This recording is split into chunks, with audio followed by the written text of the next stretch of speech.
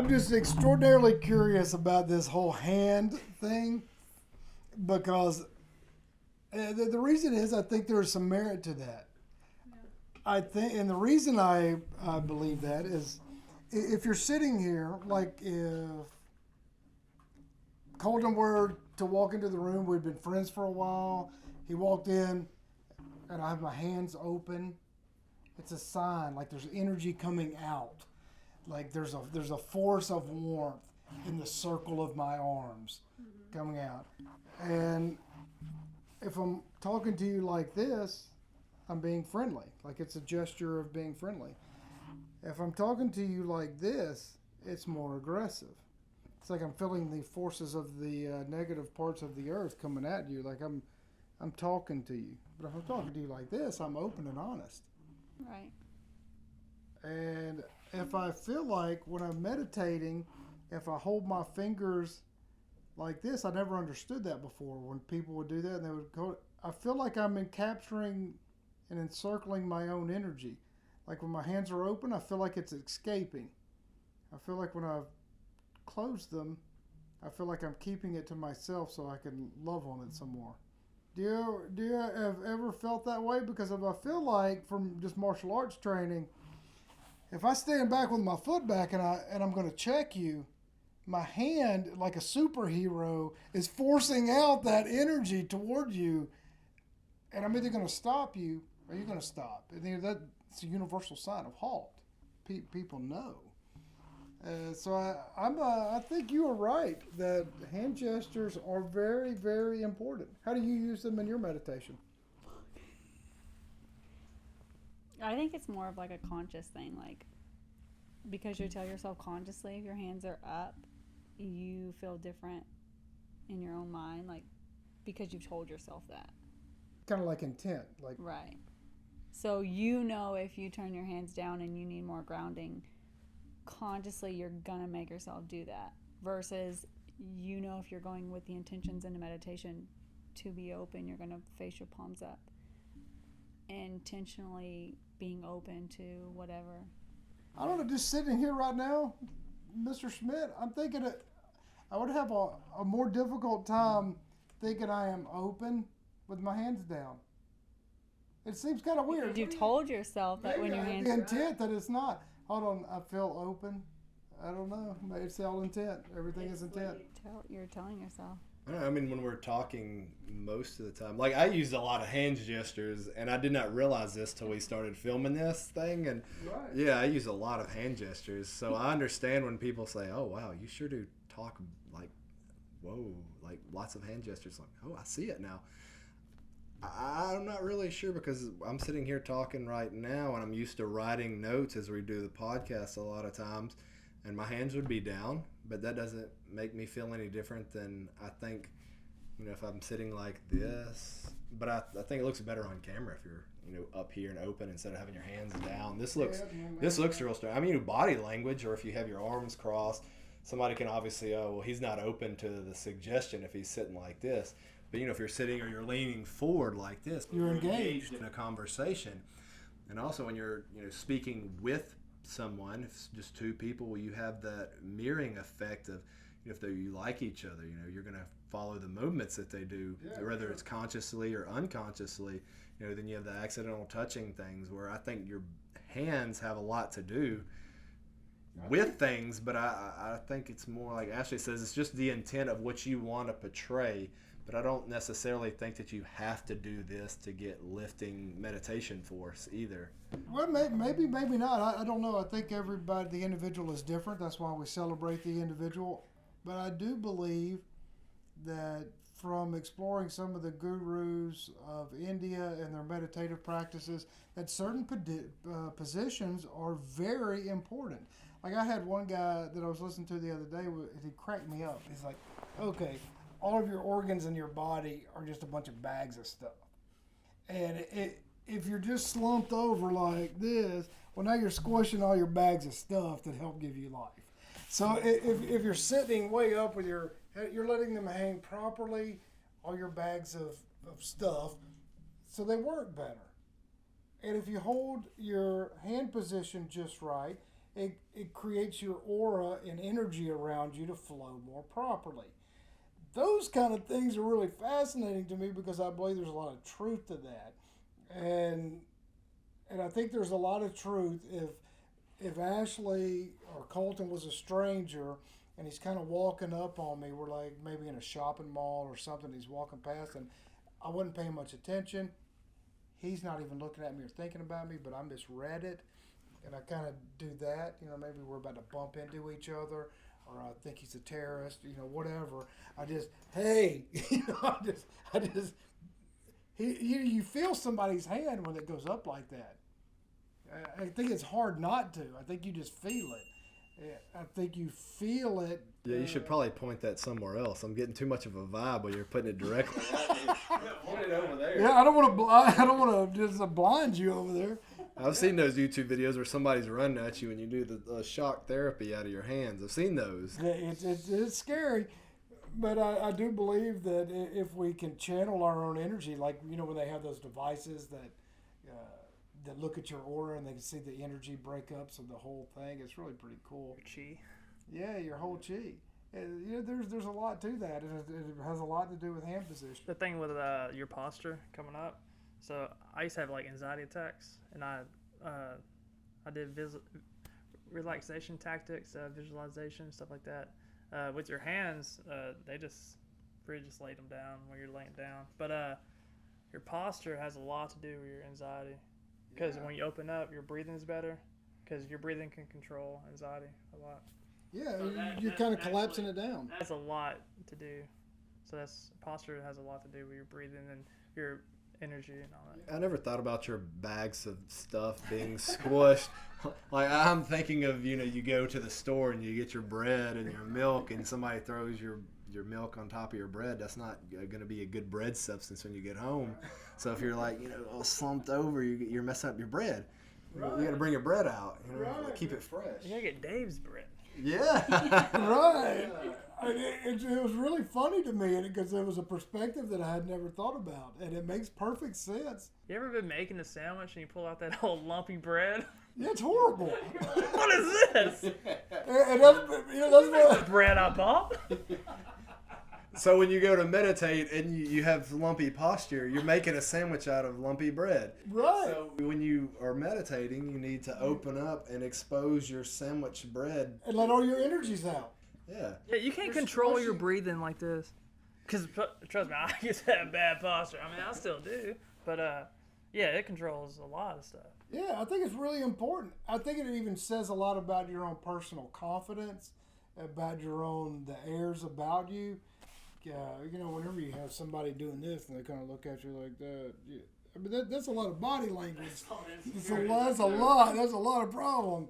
And you automatically know the guy feels different about himself when he has his shoulders back. He feels good.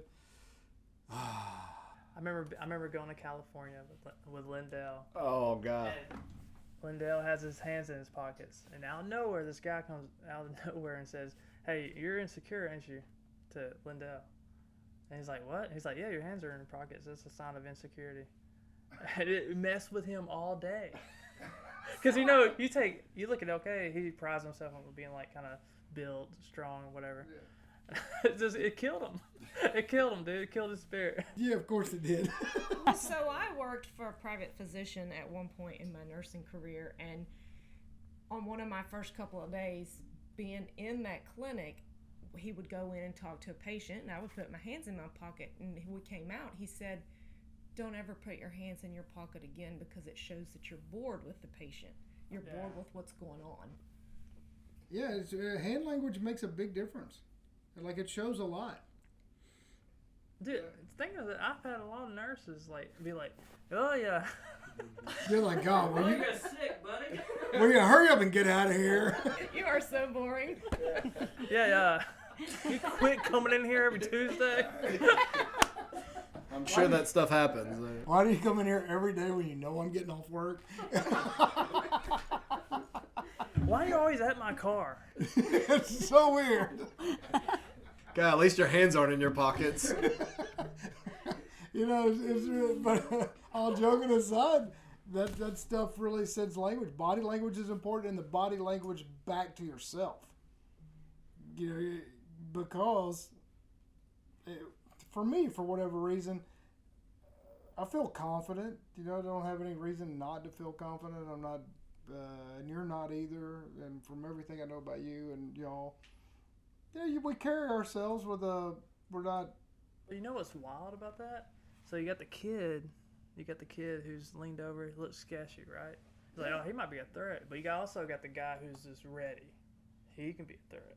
Oh yeah, for sure. So it's almost like it's mixed. But I think that goes into the reading of the vibes. Yeah. You know, the vibe of that person. Like we talked about in a previous video, the vibe of the energy of people coming into the room. Like, it makes a difference. It changes the flavor. I'm pretty good at catching a vibe quick. You know if this guy's gonna be trouble. You know what I mean? Yeah. Yeah.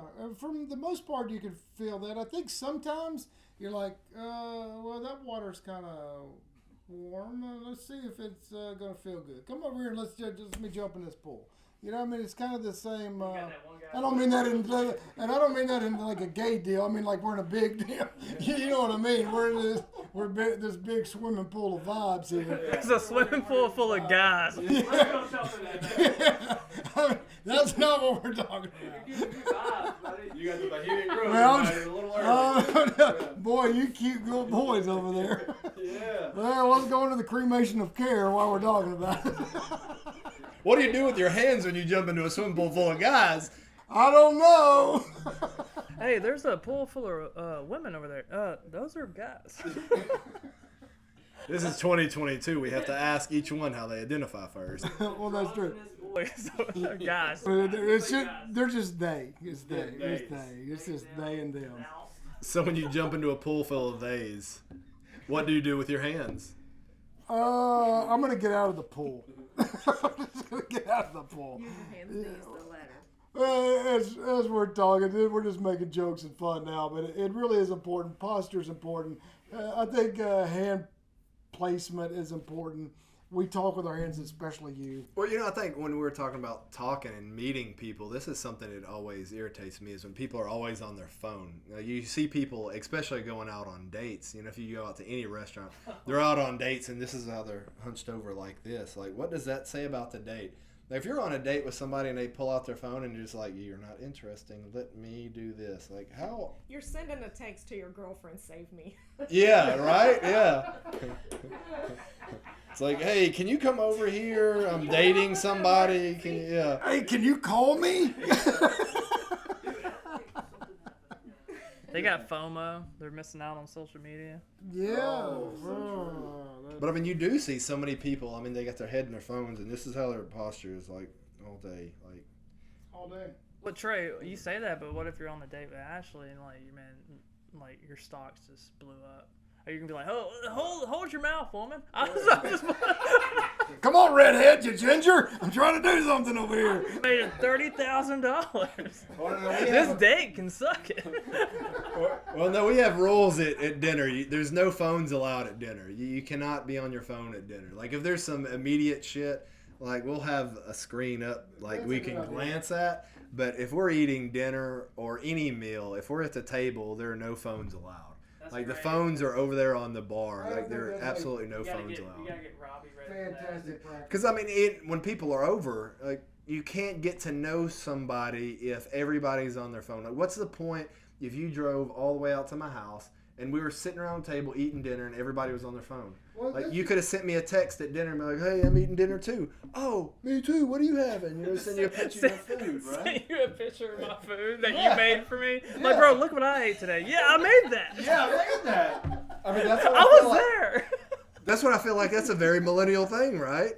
It's like, oh, you were there? Yeah. Yeah. Well, you make a really good point where you said they're texting, they don't ever get to know that person because it might be a new person. I think people go through the entirety of their existence, this young generation, without fully getting to know and explore relationships that are right around them because they spend all their time on the phone. And it's not just going to dinner or anything else. Like, when you're in a group setting, you can see it everywhere you go, that you're missing out on the fun and juice of life, of conversation. Conversation gets you. Real relationship. Yes. Because anytime I'm having a real conversation, my phone is over there or somewhere else. Like, I'm not on the phone. It doesn't make any sense to not be with the people that you're with. Even if there's something else going on out there. If it's an emergency, you can check it. Right. But to be present with the people you're with it's I mean, that goes back to your hand gestures. Are you going to have your hands like this and you're closed off? I mean, you got all your energy even here. Even if you're just sitting with the phone like this, your hands are still, you're in a closed off posture. Your shoulders are around there. You're not that engaged, and you can look down at any point. And it's hard to meditate with the phone. With the phone right there. You need you need to close off that energy. Yeah, or any energy. Like, think about the ambient energy that your phone is receiving at all times. Why would you want that other receptor messing with your own personal receptors? If you're going to meditate and be in the experience, your phone needs to be over there. We've talked about this a little bit. That I think that when you're in that meditation zone, does meditation really help you experience the full breadth of meditation? Or are you only trapped into following the technology and the advance of technology with your meditation because you're using that as a crutch to get into your space? You have to have that music. You have to have these other vibes around you. Yeah, you're dependent on it because you need that source of other vibration. You need that music. You need that speaker. You need those other vibrations, and you can't actually feel the vibrations of the earth when you're sitting next to it. You're laying on the grass, and you have this speaker playing that makes you feel good and at peace, but then it's canceling out the natural noises around you. You can't hear the birds chirping. You can't hear the wind blowing through the trees. You can't feel that grass as you just, scrape it. You got to quit watching The Lion King, man. You got to be the grass. Yeah. Rafiki was my mentor, baby. The circle of life. Yeah, imagine, we live in an age where when someone goes, oh, you know so-and-so? Yeah, I know him via text. Yeah, right? Right. I mean, Follow him on Instagram, right? Yeah, I know him via social media. I think that is the way most people communicate. I always said, my art, for me, I want to get out there. It's easy to hide behind social media and make a brand and you can pay for promotion and all that, but you got to get out there and have a real human interaction. They got to go, oh, this guy's actually a good guy. You know what I mean? You don't know that from looking at his Instagram. No, you don't know anything about anybody until you visit. Actually take the effort to get in your vehicle, drive across town, to go wherever you're going, and get to know people. And you talk about hand gestures. Have you ever talked to anyone who doesn't look at you in the eyes when you're... Oh, despise it. Your cousin, brother. I ain't gonna tell Which you one? I know which one he's talking about, yeah. Which one? Austin, if you see this. Dude, he's a good dude, man, but you talk to him, he's looking over here, and he's nodding yes, and you're like... Like he's deaf. Am I here? Are we here? Are we here? Blind. Yeah. Well, both. He's nodding like he understands, but he's looking over there. Say, you talking about hand gestures you can read a lot off hands, but dude, if I'm talking to you and you want to look at me in the eyes, I'm like, what's going on, man? It's kind of creepy. Yeah, it freaks me out. I like it when Trey talks. It bothers me for 2 weeks. See, everybody's using their hands. It's me, and you do this because you're forcing your energy. Oh, yeah. Yeah. I feel like... Time out. Hey, it's my turn to talk. You're attacking me. Wave you down. Too, we went to school with a guy who said a point like that. He'll go, instead of going, hey. Yeah. It's crazy how you can. It's almost like there's a little, there's some force that comes out with that if you're in the line of fire. My dad, he talks he's throwing up these holograms. He's like, man, and the world was this big. I'm like, dude, calm down. It's okay, we get it. 12 I cups of talk coffee. with my hands all the time, and I'm very conscious of it because I'll Jill, stop. Put your hands down. Well, why? But I don't know. But I always have my hands out. Do you have some insecurity issues? I don't know. That's why I think that maybe that's Maybe we why I should- talk with my hands all the Our time. next video should be how to Maybe discover somebody your is focusing on my hands and think- not on me. I don't talk with my Yeah, hands like I'm just like that. If I'm being like crass with somebody, you know what I mean? It's like just really, just like sarcastic. I'm like, yeah, dude. You know what I mean? Yeah, yeah. Yeah. This is my way of being engaged but not engaged because you can I feel talk like to me, everything you're but not I'm not saying. doing this. Yeah. Yeah, you know somebody is engaged when. Then he's like, did you get any of that? I'm like, no, I'm not. That was a good one, guys. I think hand gestures are important. I think we should be cognizant of that. And eye contact.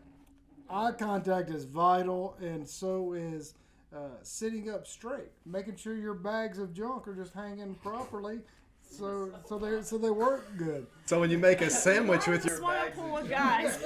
I don't mean your junk in your pants. I mean your junk in your side. Is it true that some people's bags are bigger than other people's bags? We got some sheep we can show you. I don't know. Yeah, they're everywhere. Look at them. Oh my gosh. All right. Well, I thank everybody for joining us on this wild and crazy adventure. Unless you're in California, you got to buy your own bags. That's right.